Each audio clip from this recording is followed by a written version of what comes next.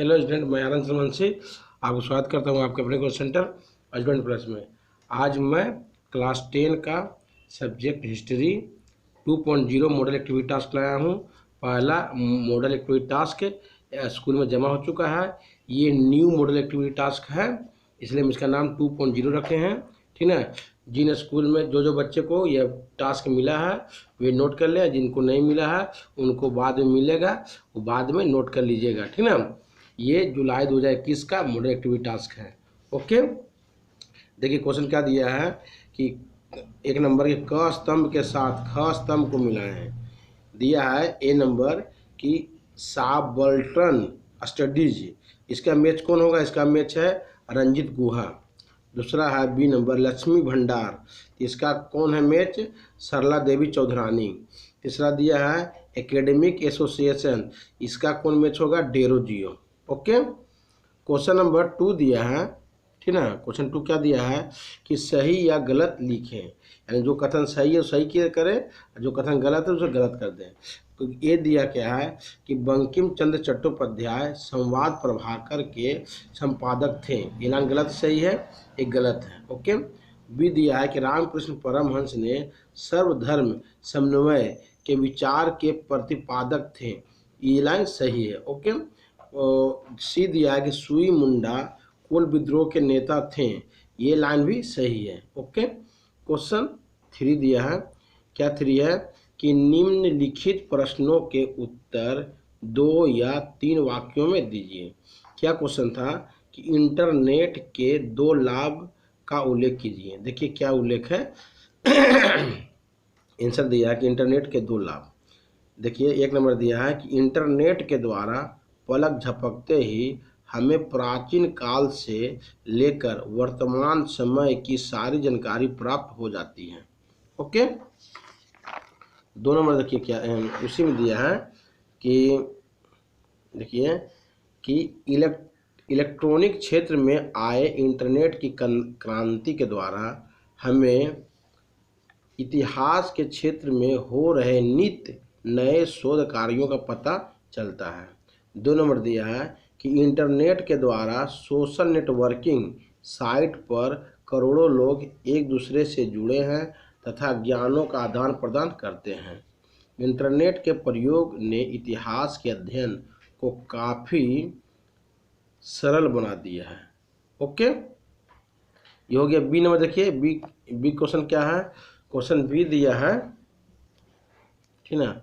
Question B दिया है कि डेविड हेयर क्यों अस्मरणीय है ना। इसका आंसर देखिए लिखा है कि स्कॉटलैंड में जन्मे डेविड हेयर ने ईस्ट इंडिया कंपनी के शासन काल में भारत में अंग्रेजी शिक्षा के प्रचार प्रसार में महत्वपूर्ण भूमिका निभाई। उन्होंने हिंदू कॉलेज की स्थापना के लिए अपनी जमीन दान किया, यानी फ्री में दान किया, और संस्कृत कॉलेज की स्थापना के लिए बहुत कम कीमत पर अपनी जमीन दान दे दी, है ना, दे दी।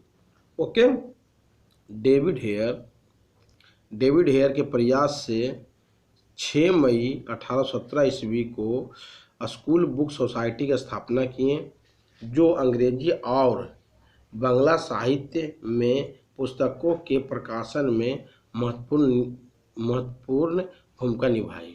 ओके, इसके अलावा 1 सितंबर 1818 ईस्वी को हेयर ने कोलकाता स्कूल सोसाइटी की भी स्थापना की। ओके, इसलिए डेविड हेयर स्मरणीय है। ठीक है, अच्छी तरह समझ भी लीजिए, इसे अच्छी तरह नोट भी कर लीजिएगा, और जो अभी तक मेरे चैनल सब्सक्राइब नहीं किया सब्सक्राइब कर दें, और अभी जो देख रहे हैं हमारे चैनल को वे लाइक श्योर कर दें। ठीक है ना। क्वेश्चन नेक्स्ट देखिए, क्वेश्चन क्या दिया है? क्वेश्चन है कि 12/7 का विद्रोह क्या है ना। देखिए आंसर 12/7 का विद्रोह, ठीक है, बंगाल में वहाबी आंदोलन का नेता तीतू मीर था। 1830 ईस्वी में उसने मुसलमानों के धार्मिक सुधार के साथ ही जमींदारों तथा सूदखोरों के शोषण एवं अत्याचार के विरोध करने के लिए भी उन्हें प्रेरित किया। इनके विचारों से प्रभावित निर्धन एवं निम्न श्रेणी के असंख्य हिंदू एवं मुसलमान इनके समर्थक बन गए हैं। तीतुमीर ने अपने 600 समर्थकों को लेकर बारासात के पास नार के बेलिया में बांस का एक किला बनवाया तथा नदियां बारासात और 24 परगना की बहुत सी नील कोठियों तथा जमींदारों के घरों पर आक्रमण किया। तीतुमीर अंग्रेजों के कट्टर विरोधी थे तथा उन्होंने अंग्रेजों के विरुद्ध युद्ध की घोषणा कर दी। 1831 ईस्वी में यह विद्रोह बारासात विद्रोह के नाम से विख्यात है। ओके, क्वेश्चन नंबर 4 देखिए, क्वेश्चन क्या लिखा है। क्वेश्चन के निम्न प्रश्नों का 7 या 8 वाक्य में उत्तर दो। क्वेश्चन क्या है कि प्राच्यवादी और पश्चिमी पाश्चात्यवादी शिक्षा विवाद का संक्षेप में चर्चा करें। आंसर देखिए, बहुत अच्छी तरह से लिखे आंसर, बहुत अच्छे से समझिएगा आप लोग भी, ठीक है। देखिए लिखा प्राच्यवादी और पश्चिमी पाश्चात्यवादी शिक्षा विवाद, ठीक है। 1813 ईस्वी के चार्टर में इस बात की व्यवस्था की गई कि भारत की शिक्षा पर कंपनी 1 लाख रुपया वार्षिक खर्च करे, लेकिन 20 वर्ष तक इस दिशा में कोई कदम नहीं उठाया गया, ठीक है।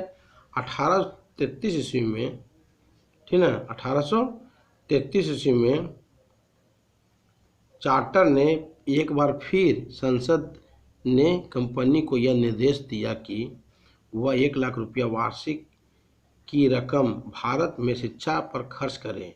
अब कंपनी इस निर्देश की अवहेलना करने की स्थिति में नहीं थी। इसी चार्टर के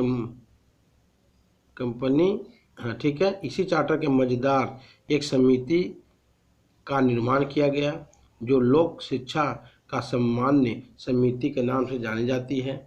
इस समिति में 10 सदस्य शामिल थे, जिसमें सपरिषद गवर्नर जनरल भी शामिल था।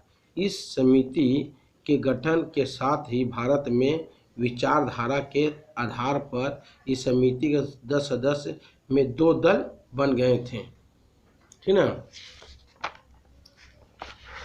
देखिए क्या है, एक दल भारतीय शिक्षा परिषद और भारतीय भाषाओं का वकालत कर रहा था, जबकि दूसरा दल ब्रिटिश भाषा का वकालत कर रहा था। पहला दल प्राच्यवादी के नाम से जाना जाता है।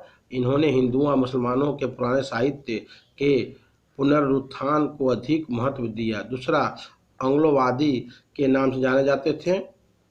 लॉर्ड मैकाले भारतीयों में पाश्चात्य शिक्षा के प्रचार के साथ एक ऐसे वर्ग का निर्माण करना चाहता था जो रंग एवं रक्त से तो भारतीय हो, पर विचारों, रुचि और बुद्धि से अंग्रेज हो।